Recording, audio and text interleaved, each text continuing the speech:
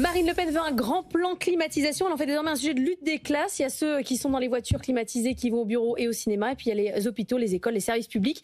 Là où il fait très chaud, la climatisation, nouveau clivage social. Nicolas Dose. Oui, alors chaque sujet va être un argument politique de circonstance pour effectivement opposer des catégories de population. C'est toujours comme ça qu'on prend les sujets au niveau politique. On essaye effectivement de se mettre dans des camps, le camp du bien, le camp du mal. Ça doit toujours être un peu moral, ça doit toujours être un peu vaporeux. On ne se demande pas si aujourd'hui il y a un clivage social avec l'accès au frigo ou pas. On ne se demande pas s'il y a un clivage social avec l'accès à la box web. Bon, eh bien, on a effectivement un niveau d'équipement très très inférieur à d'autres pays, comme les États-Unis ou la Corée du Sud ou le Japon. Bon. Le monde change. Est-ce que la question, c'est pas de savoir si, face à un monde qui évolue, c'est des questions de savoir si c'est un luxe. Mais la climatisation peut devenir un sujet de santé publique, peut devenir une nouvelle nécessité. Il faut arrêter de se poser la question de savoir si c'est un truc de riche, un truc de pauvre. Faut équiper, quoi. Un truc pour les villes, un truc pour... Oui, bien sûr qu'il faut équiper. Alors après, on va vous faire l'opposition clivage social, lutte des classes, et puis vous allez voir arriver les Khmers verts qui vont vous dire que c'est dramatique pour le climat. Alors j'ai regardé un petit peu si c'est dramatique. D'abord, il y a des solutions passives avant la climatisation. Vous mettez des volets, vous mettez des surfaces réfléchissantes, vous végétalisez. Vous avez des effets de refroidissement, notamment en ville, hyper efficaces. Ouais, enfin, à un moment, il faut mettre la clim dans les écoles et les EHPAD. Alors la clim dans les écoles et les EHPAD. D'abord, dans les écoles, c'est plutôt une dépense publique. Mais à partir du moment où ça devient quelque chose de normal et nécessaire, on ne va pas se poser la question 10 000 ans. Et donc, est-ce que la clim, c'est dramatique pour le climat ? Pas du tout, en fait. Le seul élément dans la climatisation qui est un peu problématique pour le climat, ce sont les gaz frigorigènes qui peuvent éventuellement, avec le temps, parce que quand l'appareil est en bon état, ça va très bien, mais avec le temps, il peut y avoir des fuites. Là, effectivement, ça provoque des hausses d'émissions de gaz à effet de serre dans le secteur du bâtiment. Mais par exemple, nous, on a la chance d'avoir un mix énergétique totalement décarboné. Et en plus, dans des périodes comme celle-ci, on est en surproduction d'énergie photovoltaïque à la mi-journée. On a zéro souci d'émissions de carbone supplémentaires avec une surconsommation d'électricité qui viendrait alimenter des climatisations. L'aspect le plus désagréable, c'est les îlots de chaleur en ville, parce que quand vous mettez des clims partout, je ne sais pas si vous êtes déjà passé à côté d'un supermarché climatisé, c'est une espèce de bouffée de chaleur là qui vous a... Non, c'était Météo France en 2020 qui s'était dit si tous les Parisiens étaient climatisés, on aurait eu 2 degrés de plus dans les rues. Perceptible.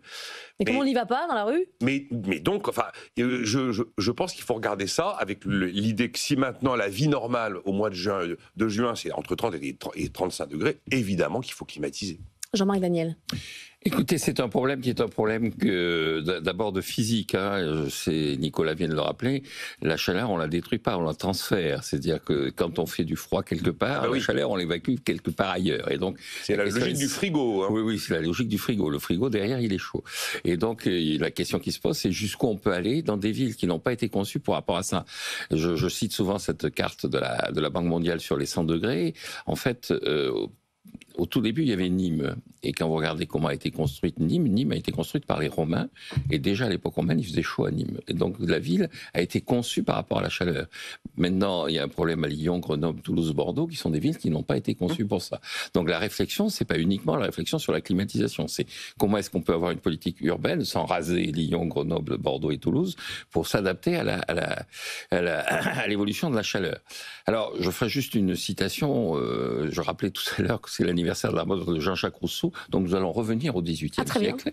Et il est mort le 2 juillet 1778. Et au XVIIIe siècle, c'était très à la mode la théorie des climats. Et Montesquieu avait une formule qui a été reprise à plusieurs reprises. Montesquieu disait « Les mauvais législateurs sont ceux qui ont favorisé les vices du climat et les bons sont ceux qui s'y sont opposés ».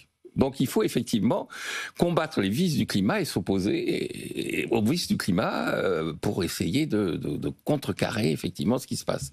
Alors je pense qu'il y a 3 solutions comme toujours dans ces cas-là. La première, c'est qu'il faut inscrire tout ça dans un plan général de réponse par l'intermédiaire d'un financement au travers de la taxe carbone. C'est-à-dire que la réponse énergétique et la réponse... Et dans la taxe carbone. Voilà, il faut faire la taxe carbone. La deuxième chose, il faut regarder ce qui se passe à l'étranger. L'Inde, en 2022, a subi une quasi canicule absolument extraordinaire et elle a perdu 100 milliards d'heures de travail à cause de cette canicule. Et donc, il a été répondu par la mise en place d'un système d'assurance qui permet aux entreprises et aux particuliers, notamment aux entrepreneurs indépendants, de s'assurer pour faire face aux conséquences sur leur activité de la canicule. Donc, il faut réfléchir à comment, effectivement, on peut retrouver ce genre d'assurance. Et puis, troisième élément, en Inde, à ce moment-là, on a ouvert un certain nombre de lieux publics à des personnes fragilisées pour bénéficier de la climatisation.